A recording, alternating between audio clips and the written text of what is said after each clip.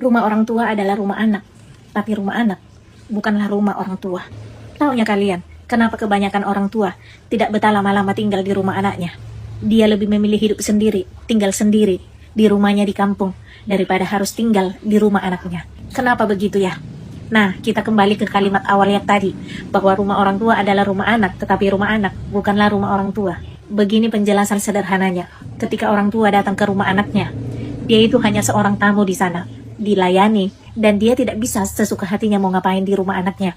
Mau makan tinggal makan, mau tidur tinggal tidur, mau minum tinggal minum, mau ngapain nggak bisa. Karena ada menantunya di sana yang harus dia jaga. Jadi ada batasan dan ada rasa sungkan. Ya namanya lah kalau kita merasa terbatas kan, otomatis kita tidak nyaman pastinya kan.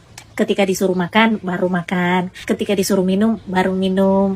Ketika mau diajak kemana, baru ikut. Ya begitulah kalau orang tua tinggal di rumah anaknya.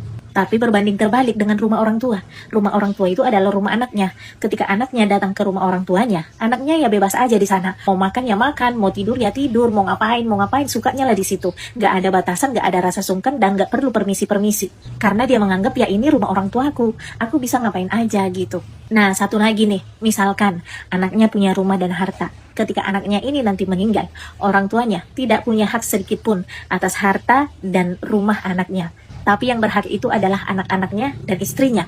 Tetapi jika orang tua meninggal, punya rumah, punya harta, yang berhak atas harta dan rumah itu adalah anak-anaknya. Mereka bebas membagi-bagikannya. Jadi pelajaran apa yang bisa kita ambil dari penjelasan ini? Pelajaran yang bisa kita petik dari hal ini adalah kita harus benar-benar memahami bahwa ketika kita tua nanti, yang benar-benar bisa kita andalkan bukan anak-anak kita, bukan saudara kita, tetapi diri kita sendiri dan uang kita sendiri. Ketika kita muda, kita bekerja keras untuk anak-anak. Tetapi ketika anak-anak kita sudah menjadi orang tua, mereka bekerja keras bukan untuk kita lagi, tapi untuk anak-anak mereka. Inilah pentingnya buat kita para orang tua nanti.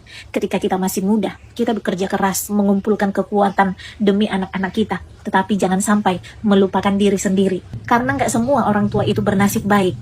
Mereka bisa bersandar dan tinggal di rumah anaknya seperti di rumahnya sendiri. Dan inilah kebenaran pahit yang benar-benar harus kita pahami dan harus kita terima. Membesarkan sebaik-baiknya anak-anak adalah kewajiban kita sebagai orang tua. Tapi bersandar kepada anak-anak di masa tua adalah kesalahan besar.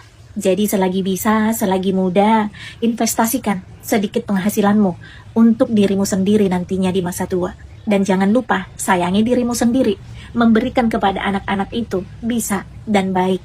Tapi jangan sampai dirimu kekurangan dan tidak punya apa-apa hanya karena memberikan semuanya kepada anak-anak. Karena pada akhirnya nanti, ketika kita sudah tua, kita akan menyadari bahwa prioritas